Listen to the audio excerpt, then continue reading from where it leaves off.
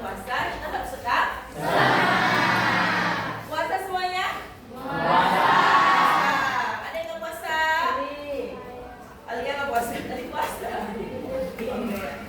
Alia nggak puasa, Sulis. Terus apa lagi? Sulis, ya. Udah puasa? Puasa ya? Karena laki-laki nggak ada alasan, yang punya alasan cuma perempuan. Ya, makanya perempuan banyak. Oke, sebelum kita belajar, seperti biasa kita berdoa dulu. Siapa yang memimpin hari ini? Sipa. Ya boleh, Sipa. Okay, my friends, before we study, let's pray together. Pray begin.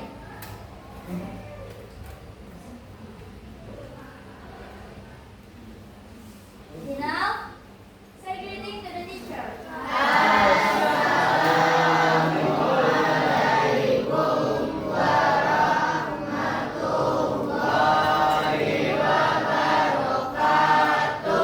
Waalaikumsalam warahmatullahi wabarakatuh. Baik, selanjutnya ibu akan kehadiran dulu. Untuk hari ini siapa yang tidak hadir?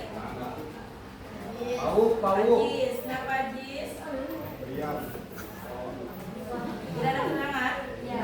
Kemudian siapa lagi? Fauzan. Fauzan, Syakir, lalu Farel, Syakir, terus Faruk kenapa? Sakit, lalu udah. Oke, selanjutnya ibu akan cek kebersihan dulu ya, kebersihan kelas. Kita harus jaga kebersihan karena kebersihan sebagian dari iman. Ya, kebersihan itu sebagian dari Oke, selanjutnya sebelum kita masuk ke materi, masih ingat dengan kesepakatan kelas kita yang sudah dibuat sebelumnya? Ibu ingatkan kembali di sini ada beberapa kesepakatan kelas. Di sini ibu bacakan ya. Yang pertama ada menjaga kebersihan kelas, kemudian tidak membuat gaduh, kemudian tidak tidur saat pelajaran, tidak bermain handphone, tidak keluar tanpa izin guru, dan harus aktif dalam belajar. Ada yang perlu ditambahkan kesepakatan kelas di sini? Cukup? Oke, kalau cukup, kita lanjut dengan ice breaking. Ice breaking kali ini supaya kalian sehat, ya, supaya kita tetap semangat ya meskipun puasa ya. Meskipun puasa kita harus tetap berolahraga. Jadi hari ini ice breaking kita harus olahraga. Ya, kalau biasanya mungkin kalian tidur kalau libur jam segini nggak olahraga. Sekarang kita harus olahraga. Ya, semuanya ngadap ke mana ya? Ke kanan ya? Kanan ibu. Oke, semuanya ngadap ke kanan. Nanti gantian ya. Sekarang pegang semua pundak temannya, teman di sampingnya. Ada yang jomblo punya pasangan? Ada yang jomblo? Oh, Alu ya, jomblo. Alu boleh pindah ke Wildan, di depan Wildan boleh, ya. Kursinya di kanan aja nggak apa-apa. Ya. Nah, sekarang kita akan olahraga ya. Olahraganya dengan gerak-gerak, yaitu memijit teman. Nanti gantian. Ya, setelah ini kita akan berbalik untuk memijit teman yang lainnya. Ya. Nah, di sini kita akan memijit teman kita sambil menggunakan tangan, ya, dengan menyanyikan lagu yang ada di video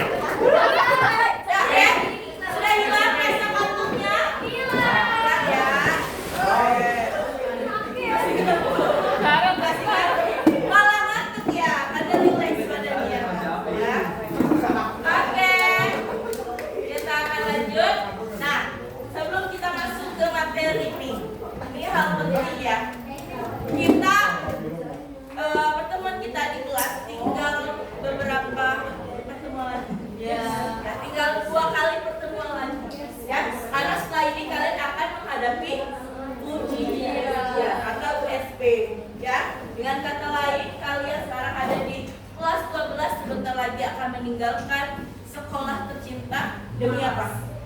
Demi cinta, demi cita-cita yang akan kalian kejar. Ya. Saatnya jam kedua dimulai. It's time to begin the second lesson. Oke, berkaitan dengan cita-cita, apakah kalian punya mimpi? Punya. Berkaitan dengan mengejar cita-cita kalian setelah kalian keluar atau lulus dari SMA Negeri 21 ini, pasti kalian semua punya mimpi, ya enggak? Ya. Apa sih mimpi kalian? Ya? Punya mimpi semuanya kan? Punya keinginan atau cita-cita? Ada yang mau kuliah di mana? Ada yang mau kuliah di UGM mungkin? Ada? Ada yang ingin kuliah di Kairo, ya?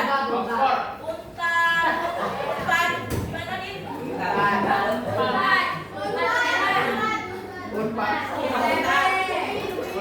Oh, di UIN. Oke, terus di mana lagi? Ada yang mau di ITB, ya? Ada yang mau di UI, dan lain sebagainya. Kalian semua masih punya cita. Karena setiap orang pasti punya keinginan, punya mimpi. Ada yang mau jadi dokter, ya? Ada yang mau jadi polisi. Tadi nggak apa-apa, tadi polisi, ya. Dan ada yang mau jadi ibu kos, ya kayak itu boleh, ya. Nah, semua mimpi ya harus kita raih, harus kita gapai, ya. Bagaimana cara mewujudkan mimpi tersebut? Nah, bagaimana? Tidur. Itu mimpinya mimpi yang mana, Dim? Tidur. Gimana cara mewujudkan mimpi kita? Konsisten dalam belajar, komitmen, belajar, aksi, berusaha, dan yang penting apa? Ya, betul? Nah, kemudian apakah ada hambatan? Nah, apakah ada hambatan untuk menggapai mimpi kalian? Pasti ada. Apa contohnya? Malas, ekonominya terbatas. Ya, apa lagi? Dukungan dari pihak-pihak ya, orang tua, teman, ya, keluarga, dan lain sebagainya. Terus apa lagi? Ya, banyak ya, banyak hambatannya. Nah, sekarang, oke, perhatikan.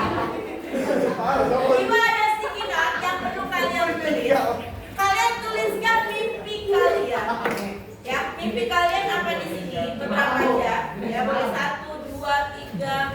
Ya, kemudian tulis apa hambatannya. Kak, oke? Ibu balikkan, ya. Berbaris tolong di 1 boleh. 10 boleh. Bos, mimpi semalam. Beda nih mimpinya. Hambatannya. Oke, silakan kalian tulis ya, Aku udah dapat kenapa? apa mimpi kalian, apa cita-cita yang kalian harapkan, yang kalian inginkan selama ini, dan kira-kira apa sih hambatannya. Wah. Kalau sudah selesai boleh ditempelkan di papan tulis di sebelah sana aja. Sebelah sini ya. Silakan kalian tulis cita-cita kalian dan hambatannya di sebelah sini. Ya, hambatannya. Beberapa aja. 1 aja juga nggak apa-apa ya. 1 poin aja nggak apa-apa. Cita-cita 1, hambatannya 1, lebih susah. Kita kan depan. Di sana di bagian. Boleh nanti ke temannya buat nempel. Hambatannya. Udah selesai waktunya. Silakan. Nah. Nggak usah curhat.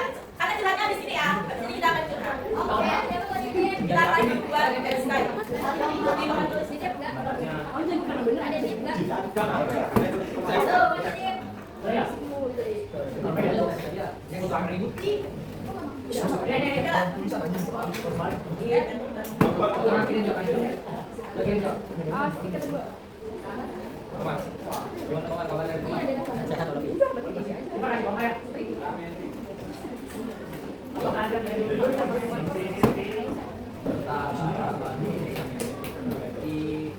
Aku ingin menjadi bintang. Jangan ditempel. Bintang. Kita tempel mimpi kalian atau cita-cita kalian. Oke, hanya sedang menuliskan cita-cita atau mimpi kalian. Anggatannya juga sudah. Sudah. Ya. Nah sekarang bagaimana sih caranya kita mengatasi hambatan tersebut? Ya berarti kita harus cari solusi. Ya. Kalian simak video berikut untuk kalian pahami supaya bisa mendapatkan solusi terbaik. Ada sebuah peribahasa yang berbunyi, change yourself, change your future, yang artinya, ubah dirimu sendiri, maka kamu mengubah masa depanmu.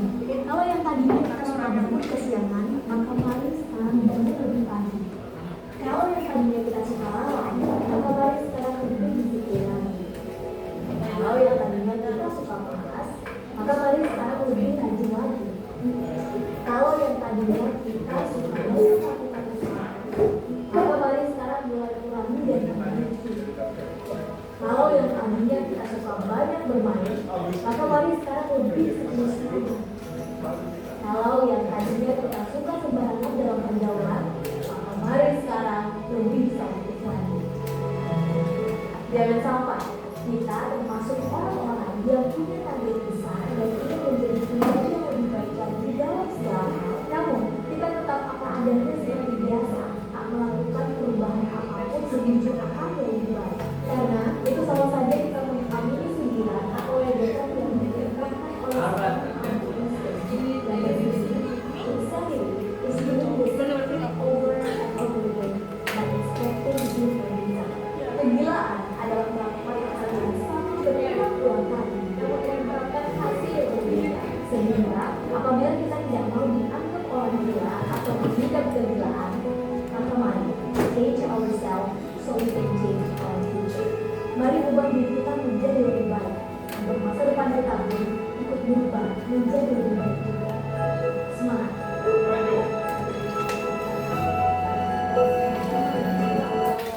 Oke.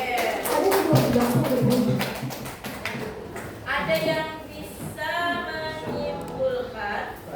ada sebuah peribahasa yang berbunyi, ada sebuah peribahasa yang berbunyi, Ada yang bisa menyimpulkan dari video tersebut? Oke, coba. Jadi video Kita coba. Haram menjadi YouTuber. Oh, berdiri gitu ya. Oke, Simba silakan. YouTuber.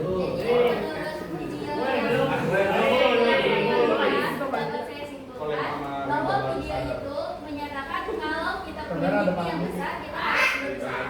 Jika kita tetap diam seperti biasa, kita tidak akan bisa menggapai mimpi tersebut. Oke, tepuk tangan dong. Ada yang lain? Ada yang lain? Mau menyimpulkan? Glenn coba. Ya, Bu. satu lagi. Satu lagi. Ya. Saha, Bu. Satu lagi. Cowok, cowok. Dapat ini enggak? Laki-laki. Oke. Aidit. Bentar nih. Alwi. Kesimpulan naon, Bu? Ya, kesimpulan. Ya, Dit, yuk, silakan. Kesimpulan dari video itu adalah jangan takut kegagalan. Terus mencoba berhasil. Oh, nah. Anjay. Oke, silakan. Jadi intinya apa? Kita ubah diri kita agar lebih baik di masa depan. Ya kan? Yang tadinya malas harus jadi rajin, ya. Yang tadinya belajarnya malas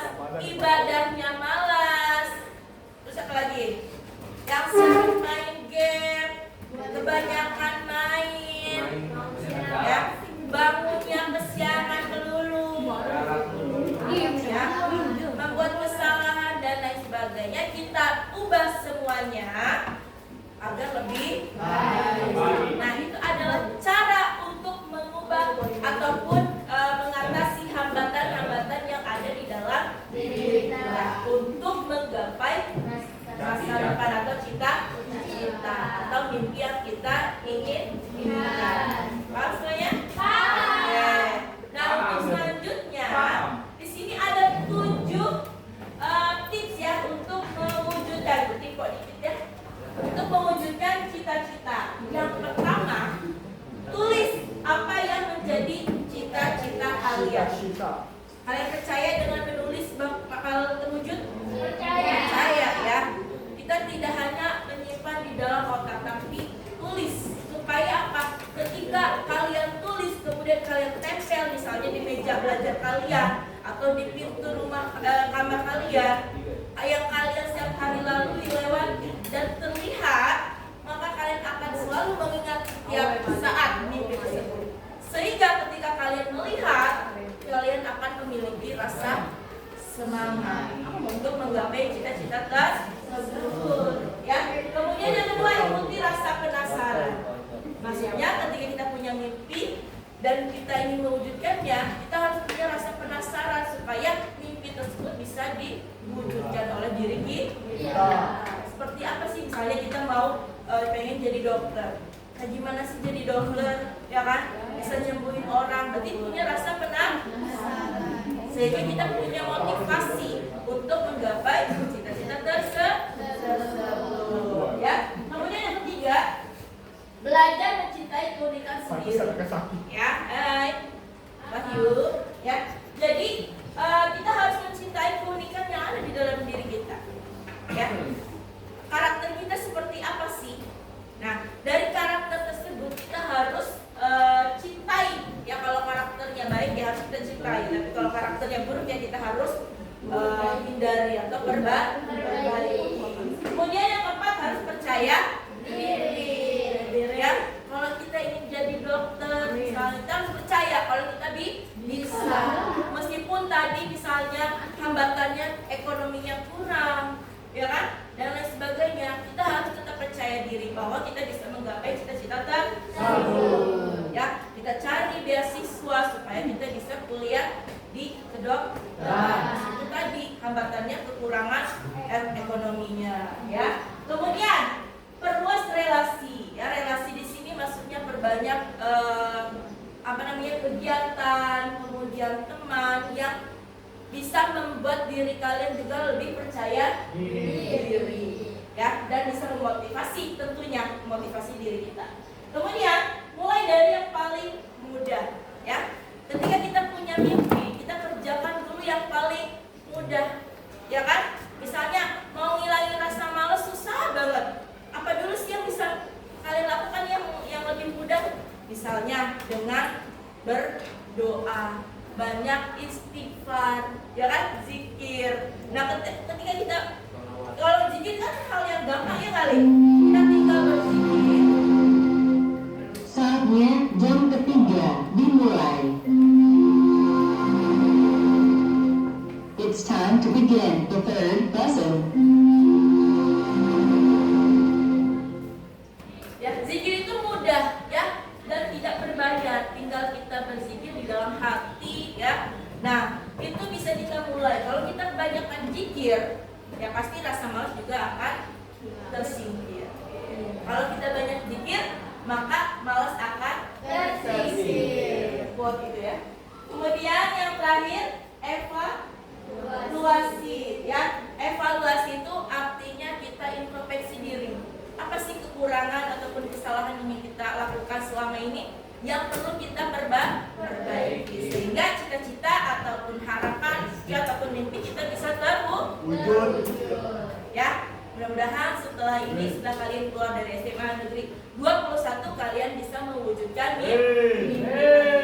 Amin ya. Amin. Nah, kita lanjut ke materi kita. Ya, sebelumnya kita belajar tentang apa? Esai ya, tentang esai ya. Nah, hari ini kita akan lanjutkan ya, kita akan menulis esai. Nah, karena esai itu banyak jenis-jenisnya, kita cukup hari ini membuat esai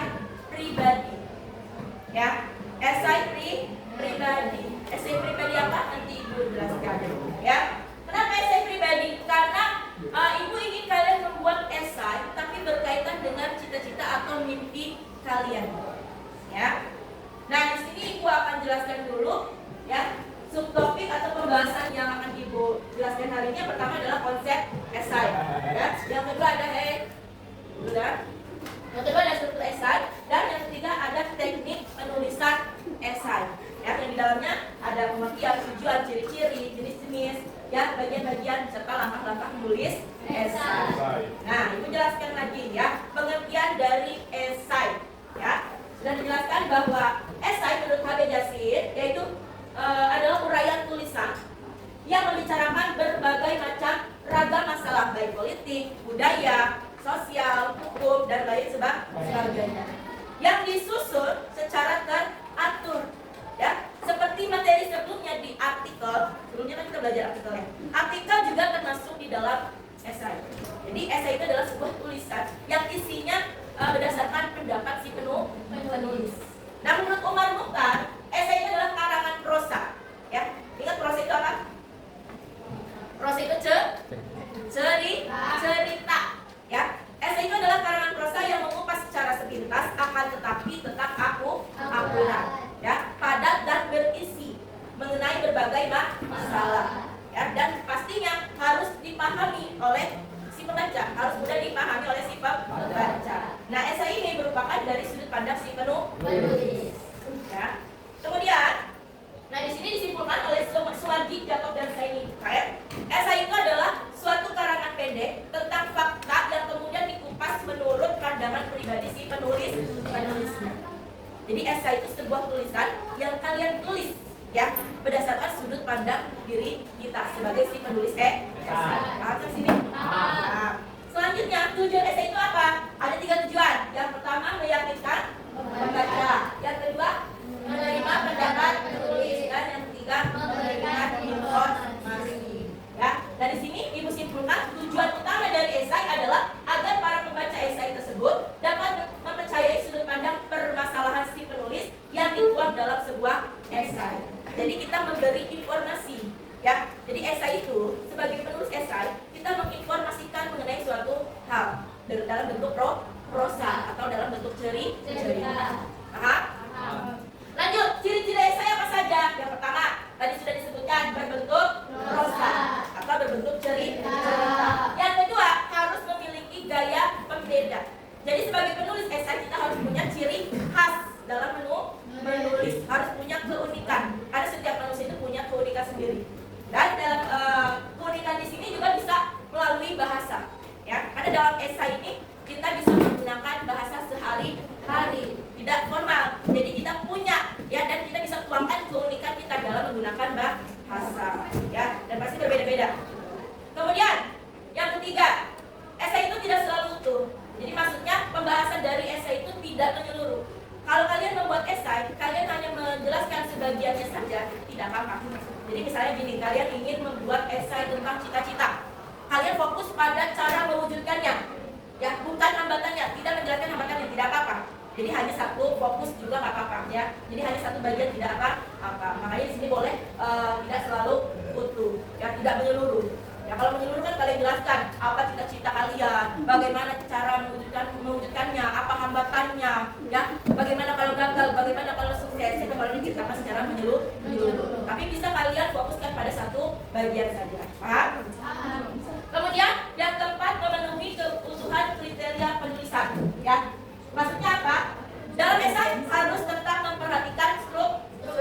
Nanti setelah ini menjelaskan strukturnya apa saja ya. Jadi harus lengkap bagian-bagiannya, strukturnya ya. Mulai dari pembuka, isi sampai penutup. Tidak jauh dengan artikel ya, karena artikel itu termasuk ke dalam esai. Kemudian yang kelima, ditulis relatif singkat. Jadi esai itu nggak terlalu panjang ya, nggak usah berlembar-lembar, nggak usah 10 lembar, nggak usah sebab ya, enggak. Ya cukup 1 sampai 2 lembar saja. 1 lembar juga apa-apa. Yang penting apa yang disampaikan sudah bisa dipahami oleh si pembaca. Lalu yang keenam, mempunyai ciri pribadi. Ya, sama dengan gaya pembeda ya. Di sini kalian harus punya pandangan atau pendapat sendiri. Nah, itu yang akan membedakan dengan esai orang lain. Ya enggak? Di sini kan esai itu hasil apa? Pikiran ataupun pandangan diri kita. Pendapat kita akan berbeda dengan orang lain. Nah, itulah pembeda esai kita dengan esai orang lain. Itu adalah ciri-ciri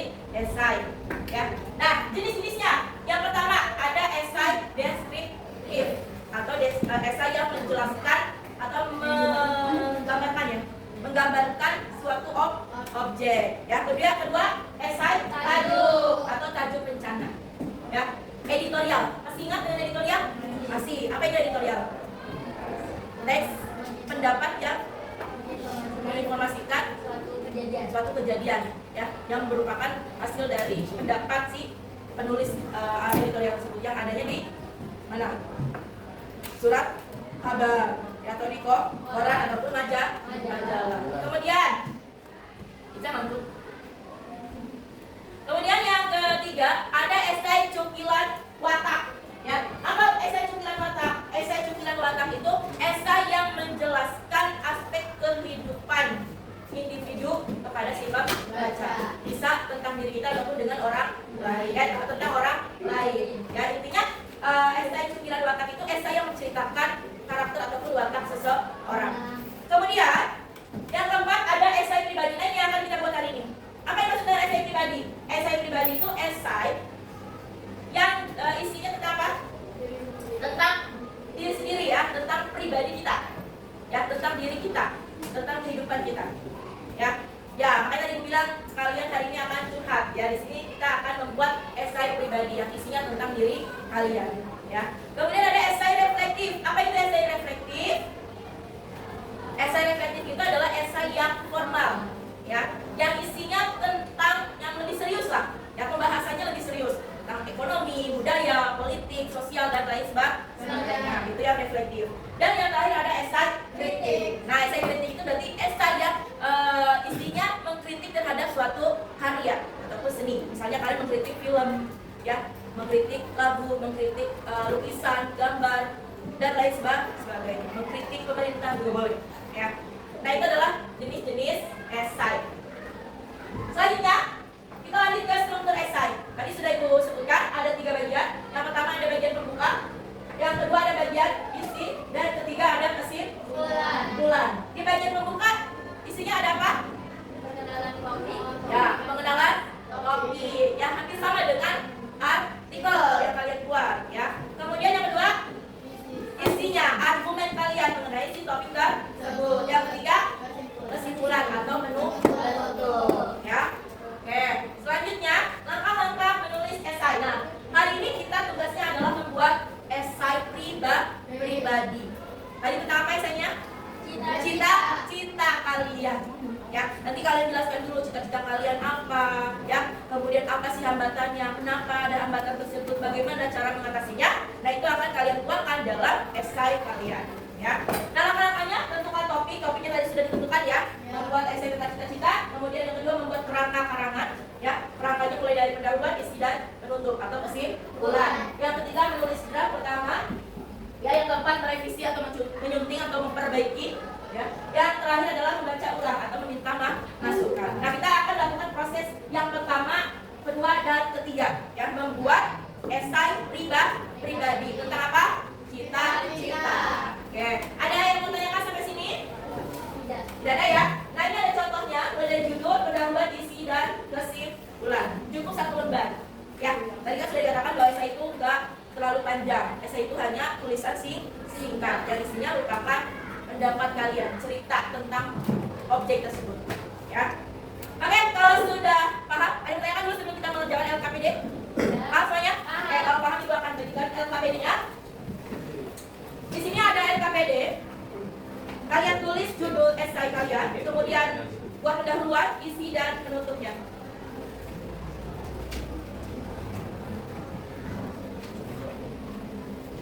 Bangun. Ibu kasih waktu 20 menit. 15 menit, ya. Ya, temanya cita-cita. Oh, contoh. Boleh.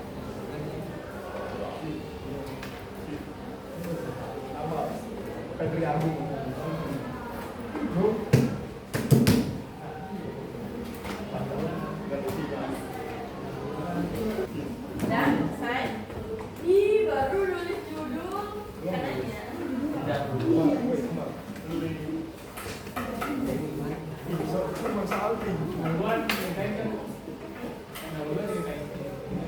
Ya, pokoknya mengenalkan dulu cita-citanya apa di pendahuluan. Bos besar.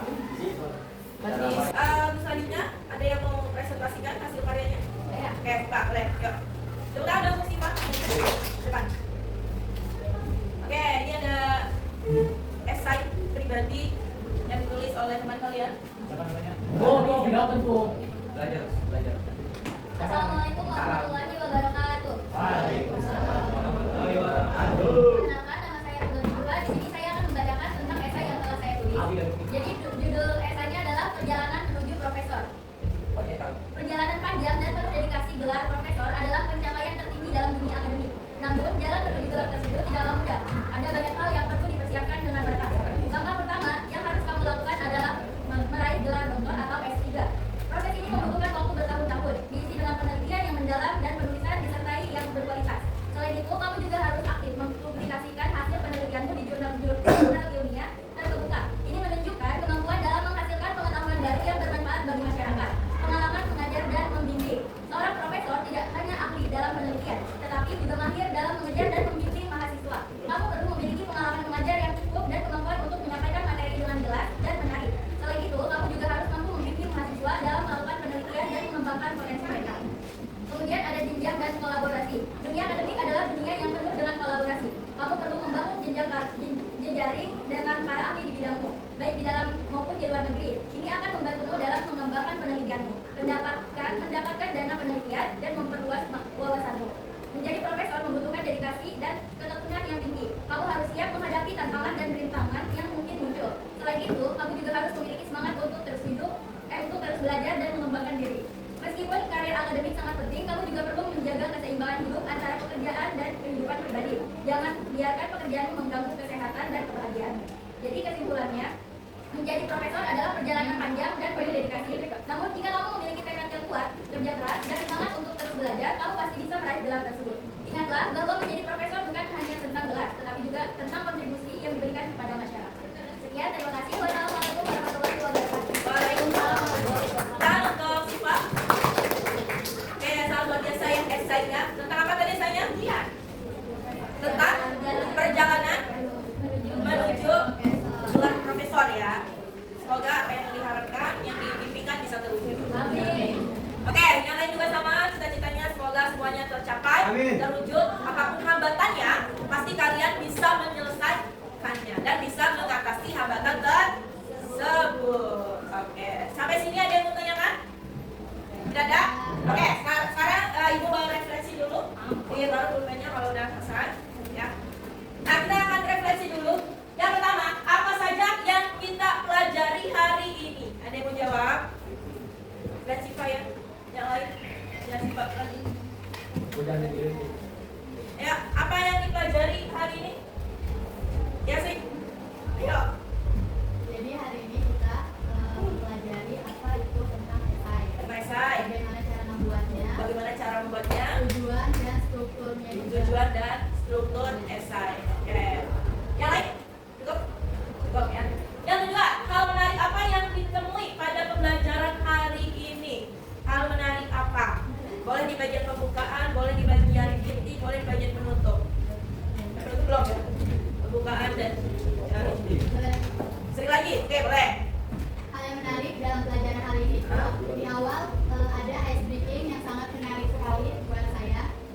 Dan itu juga ice breaking itu juga bisa apa ya? Bisa membuat saya supaya tidak mengantuk dalam belajar hari ini. Bisa lebih kecil. Terus apa lagi? Terus lagi?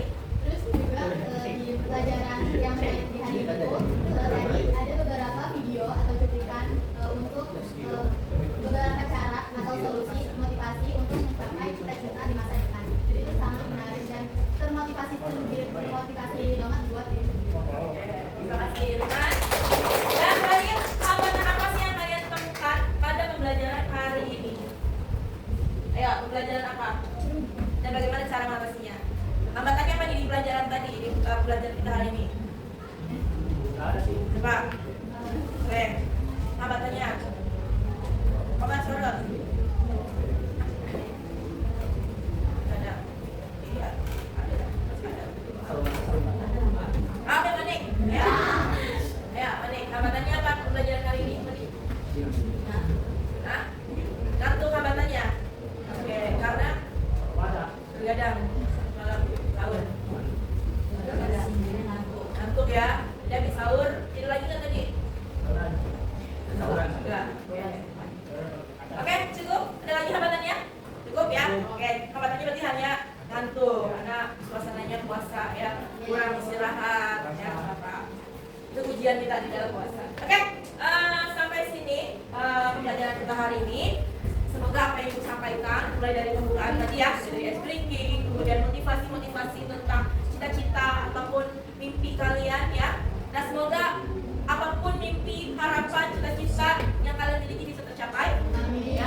Kalian kejar setelah kalian keluar dari sekolah kita ini, ya. Kalian lulus dari SMA negeri ini, SMA negeri 21, kalian kejar, kalian wujudkan cita-cita kalian, ya. Karena Ibu hanya bisa mendoakan kalian, semoga kalian semuanya menjadi orang yang sukses. Amin. Oke, cukup sekian pertemuan kita hari ini. Kita akan lanjutkan lagi di hari besok ya, hari Rabu jam terakhir. Kurang lebihnya mohon maaf dari Ibu. Ya, besok kita akan lanjutkan menganalisis isi dari menganalisis memperbaiki atau menyunting teks esai yang sudah kalian